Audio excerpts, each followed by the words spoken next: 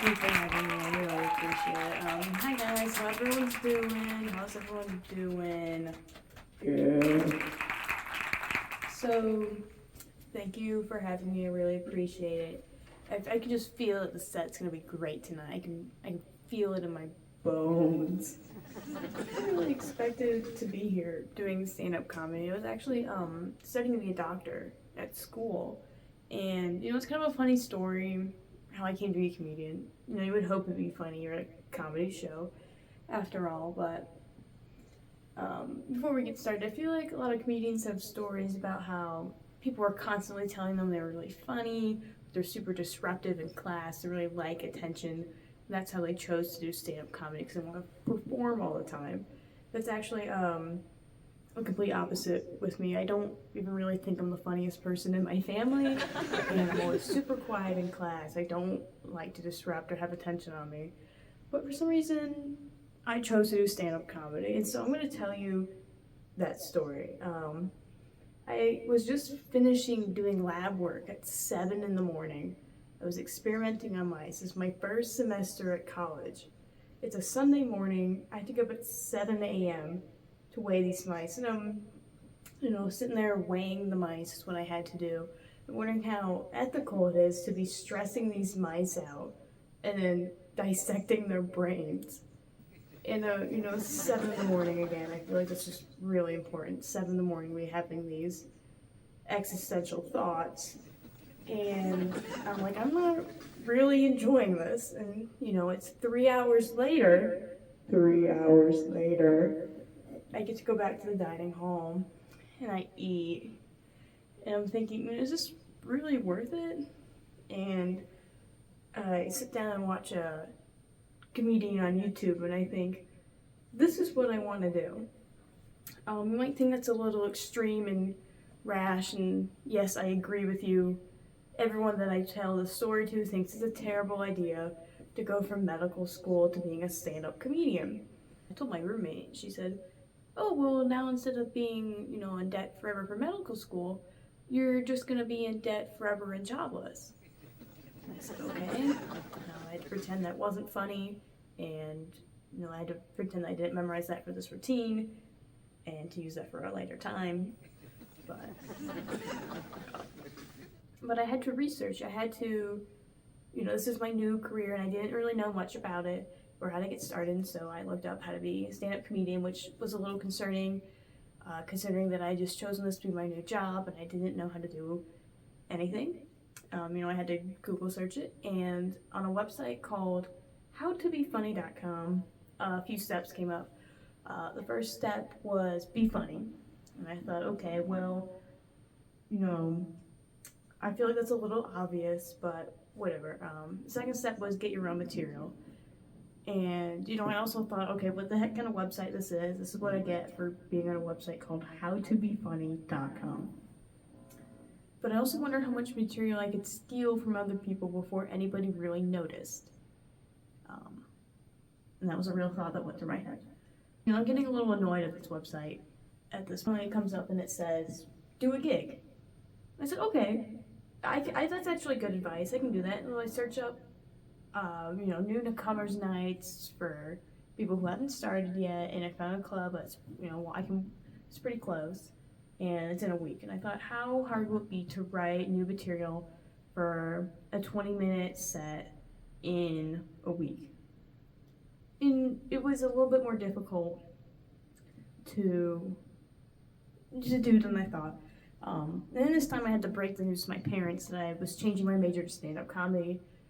Yes, I did go to a school that had stand-up comedy as a major, along with improv, which I minored in. And you can see how well I'm doing now. When I bomb, I have to come up with new material on the spot. So anyway, I told my parents this, and I said, hey, Mom and Dad, I want to change my major. And they said, really? That's kind of surprising. We always thought you wanted to be a doctor since you were a kid and you love science, What do you want to do instead? And they were like, finance, or you want to do economics? And I had to break the news to my parents. I said, I'm majoring in stand-up comedy.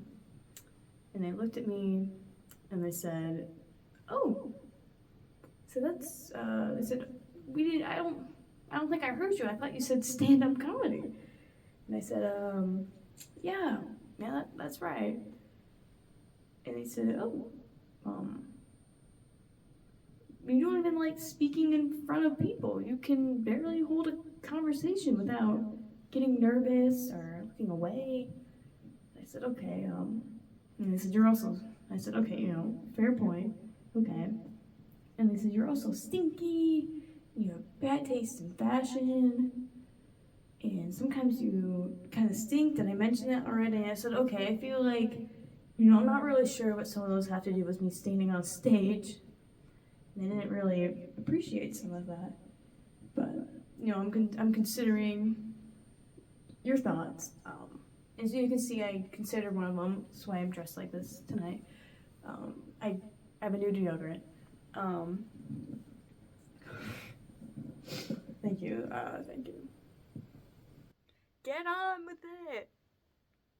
Boo! Boo! Okay, I see I have a heckler in the crowd who looks, okay, whatever. Okay, I'm getting on with my story. Okay. Back to my parents, and they said, why would you want to do stand-up comedy? I said, I feel like I just need to find myself. I don't really know what I want to do. I'm doing well in school, but I don't love it. I think stand-up comedy can be something that's bigger than myself. And my sister said, nothing's bigger than you, fatty. I said, okay, I don't really appreciate that. And when I told my parents, they said, well, we're not paying for you to be a stand-up comedian. And I said, well, I need to go to a different school then because my scholarship relies on me being a doctor. And they said, okay. And I said, okay. And so I dropped out of school, and I've been running around downtown Milwaukee doing stand-up gigs, which has been going, I don't know, guys, how's it been going? Okay, it was a little bit more honest than I wanted, but yeah. Okay, how about this one? What's the difference between a duck and a monkey? Go on, guess. I don't know, but they both like banana bread. Guys, I don't think this is going so well. You stink! So I was in the store the other day, and they had these things called ready-to-eat apricots. And, I was like, oh, okay, these look kind of fun. I don't really know when they're not ready to eat, but, I'm up to the register, and I'm checking out. And I said, oh, have you tried these ready-to-eat apricots? He said, no, but she said, you are to eat. And I said, what? And she said, yeah, you are to eat the food. And I said, good things these come with a resealable bag, because everyone's not as ready to eat apricots as they think they are. Thank you. Thank you. Before I went to school, I worked at a grocery store, and at a grocery store, you interact with a lot of people, a lot of interesting people. I had a guy come up to me one time, and he said, so what are you doing this summer? What are you doing? And I said, what? I said, I'm working here. What do you think I'm doing? He said, no, after this. He goes, this is your full-time job. I said, oh, no. I said, I'm going to college after this. And he goes, are you going for boys? And I said, what? He goes, what classes are you taking? I said, I'm studying to be a doctor. He said, oh, okay. And you go, ah. He's over there checking his I said, okay, I'm a little concerned for this guy, so I take a few steps back. I'm concerned, and I'm taking a few steps back. And he goes, people in Germany during the Nazis had the cure for cancer, but then they destroyed it. And I said, oh. I said, that was unprompted. I didn't ask anything about that. He said, well, And I said, oh, do I? I said, no. Okay. And he said, well, they had the cure. Okay, bye. And he walked away, and I said, oh. So what an interesting conversation that was. And the lady behind him, I don't know if she agreed with him or if she was just gonna not acknowledge that at all. And I said, oh, okay. You know, I kind of made a face at her, and she just looked at me like I was crazy. And I was like, was this guy real? Did she see him? Was I the only one? Was this like a hallucination? And what a weird thing to hallucinate. You guys have been as supportive as anyone else that I've told I'm doing stand-up comedy, you know, not very. And, you know, I'm a little discouraged that my dream, you know, maybe isn't super realistic and turning out super well. And so maybe everyone told me, maybe everyone that I asked, you know, told me this was a terrible idea. And, you know, I'm starting to feel some of those consequences now of not listening to them. Because, you know, at the end of the day, I'm standing in front of this green screen, talking to nobody, and writing the script. Instead of really maybe trying to find something I want to do, I'm writing this script that will probably never really get any views or be funny to anyone except me, and probably not, probably be embarrassed about this. Thanks for coming out, guys. Sorry to end it on such a bummer. But you guys have been great tonight. Thanks for coming out and supporting me. Even if you guys did kind of suck and didn't really enjoy my set that much. Thanks, bye.